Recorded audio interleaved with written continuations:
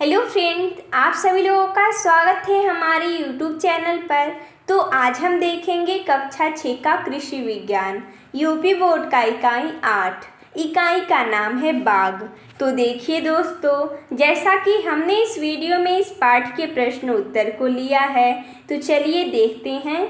प्रश्न नंबर 1 है, अधोलिखित प्रश्नों के उत्तर के सामने सही का निशान लगाइए। अधोलिखित का अर्थ होता है आधा लिखा हुआ प्रश्न, यानी कि नीचे आधा लिखा हुआ प्रश्न है और 4 विकल्प दिए गए हैं। जो विकल्प सही रहेगा उसके सामने हमें सही का निशान लगाना होगा। प्रश्न दिया गया है, फलदार वृक्ष होते हैं। विकल्प है अल्पायु, दीर्घायु, एक वर्षीय या द्विवर्षीय। तो इसका सही हो जाएगा विकल्प ख, दीर्घायु। अगला है, बाग के लिए सबसे उपयुक्त मृदा है। विकल्प है दोमट, बलुई, काली या लाल। तो बाग के लिए सबसे उपयुक्त मृदा होता है दोमट मिट्टी। मृदा को ही मिट्टी बोला जाता है। अगला है, नर्सरी में पौधे तैयार किए जाते हैं। विकल्प है बीज से, तने से, जड़ से या उपयुक्त सभी से। तो ये हो जाएगा उपयुक्त सभी से, क्योंकि जो नर्सरी होता है वहाँ पर इन तीनों से पौधे तैयार किए जाते हैं। तो विकल्प घ सही हो जाएगा। अगला प्रश्न दूसरा है, रिक्त स्थानों की पूर्ति कीजिए। प्रश्न है, शहर के पास की भूमि में यहाँ पर रिक्त स्थान है, विधि से पौधे लगाए जाते हैं। तो कौन सी विधि से पौधे लगाए जाते हैं? तो षष्ठभुजाकार विधि से। तो हम यहाँ पर भर देंगे। अगला है, बाग की सुरक्षा के लिए चारों तरफ यहाँ पर रिक्त स्थान है लगाई जाती हैं। तो क्या लगाई जाती है? बाड़ लगाई जाती हैं। तो हम यहाँ पर भर देंगे, यानी जो बाग होता है उसकी सुरक्षा के लिए हम चारों तरफ बाड़ लगाते हैं। अगला है, बाग लगाने की सबसे प्रचलित विधि है। तो कौन सी विधि सबसे प्रसिद्ध है? तो वर्गाकार, भर देंगे हम। अगला है तीसरा, दिए गए प्रश्नों में सही कथन के सामने सही तथा गलत के सामने गलत का निशान लगाइए। प्रश्न है, बाग लगाने की कंटूर विधि मैदानी क्षेत्रों में अपनाई जाती है। यह प्रश्न गलत है, तो इसके आगे हम गलत का चिन्ह लगा देंगे। अगला है, बाग लगाने की वर्गाकार विधि सबसे प्रचलित विधि है। हाँ, वर्गाकार विधि जो है वो सबसे प्रचलित विधि है, तो ये सही हो जाएगा। तो इसके आगे हम सही का निशान लगा देंगे। अगला है, बाग लगाने की पंचकोणीय विधि को पूरक विधि के नाम से भी जाना जाता है। ये भी सही है, तो इसके आगे हम सही का निशान लगा देंगे। अगला प्रश्न चौथा है, निम्नलिखित कथनों में सत्य व असत्य कथन छांटिए। यहाँ पर कुछ प्रश्न दिए गए हैं, या बोल सकते हैं कुछ कथन दिए गए हैं।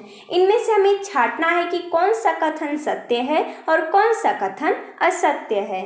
कथन है कि पौधशाला में मातृ वृक्ष पूर्णतः स्वस्थ होना चाहिए। तो ये सत्य कथन है, तो इसके आगे हम सत्य छांट देंगे। अगला है, नर्सरी है तो क्यारियां जमीन से नीची होनी चाहिए। ये गलत है, जमीन के ऊपर होती है क्यारियां, इसलिए असत्य हो जाएगा। अगला है, नर्सरी के लिए मृदा बलुई या बलुई दोमट होनी चाहिए। हाँ, हम नर्सरी के लिए बलुई मिट्टी या बलुई दोमट मिट्टी का उपयोग कर सकते हैं। ये सत्य हो जाएगा। अगला है, संवेष्टन क्षेत्र में खादों का रखरखाव होता है। ये असत्य हो जाएगा। अगला, कंटूर विधि द्वारा पौधे किन क्षेत्रों में लगाए जाते हैं? तो पहाड़ी क्षेत्रों में। अगला है, बाग क्यों लगाते हैं?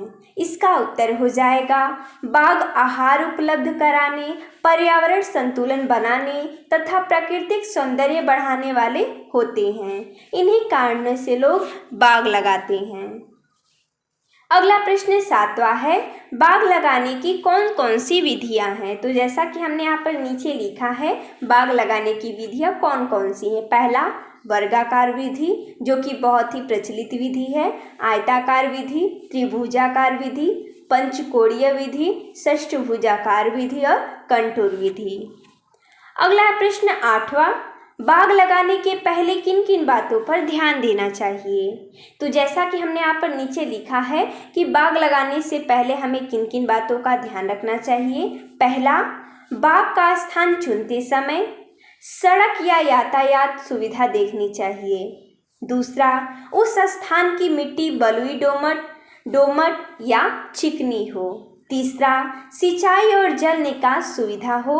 चौथा, जानवरों से नुकसान की संभावना कम हो। पांचवा, चयनित स्थान की जलवायु फल वृक्षों के अनुकूल हो। और छठवा है, फल विपणन की सुविधा हो। अगला प्रश्न है 9 नंबर, पौधघर अर्थात नर्सरी को ही पौधघर बोलते हैं।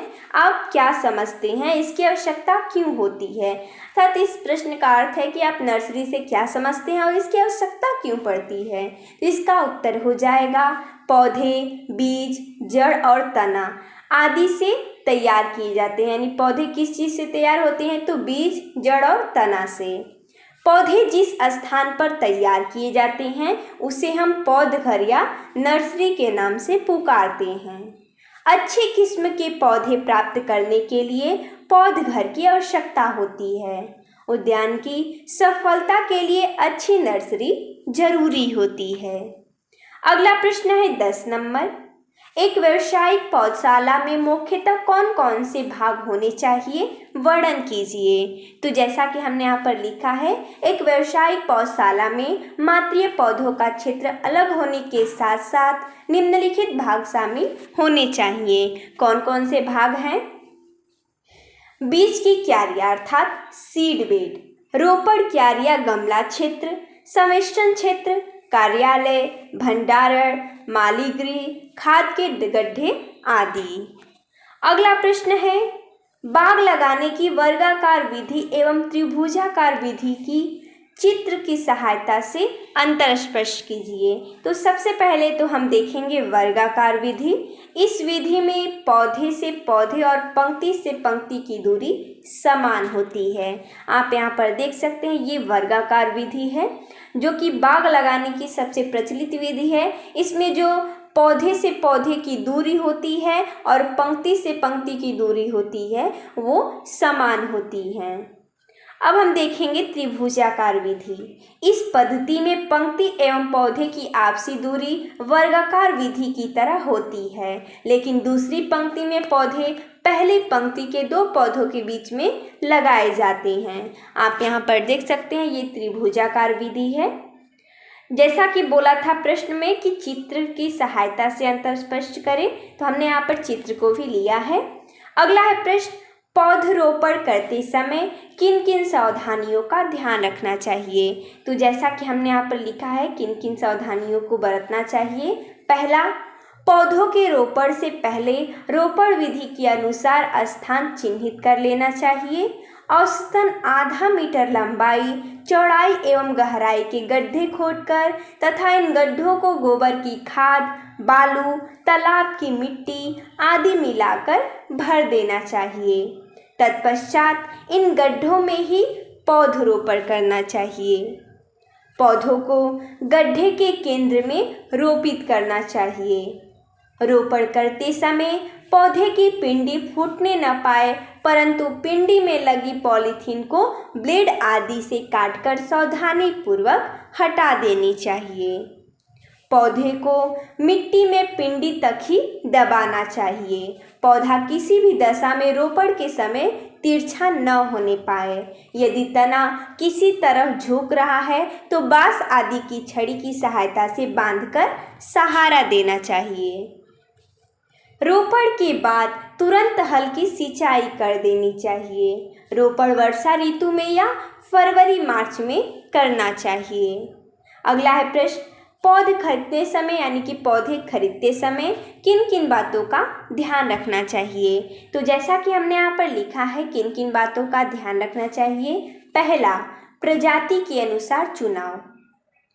पौधे विक्रेता एवं नर्सरी मालिक कई प्रकार की प्रजातियों के पौधों को एक में मिलाकर बेच देती हैं। जब यह पौधे 10-12 साल बाद फलते हैं तब उनकी प्रजाति का पता चलता है और पूरा बाग खराब हो जाता है।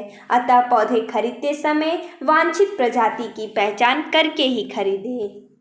दूसरा है, कलमी पौधों की जगह देसी पौधों का रोपण। पौधे विक्रेता देसी पौधे सस्ते होने के कारण कलमी पौधे के साथ देसी पौधों को बेच देते हैं।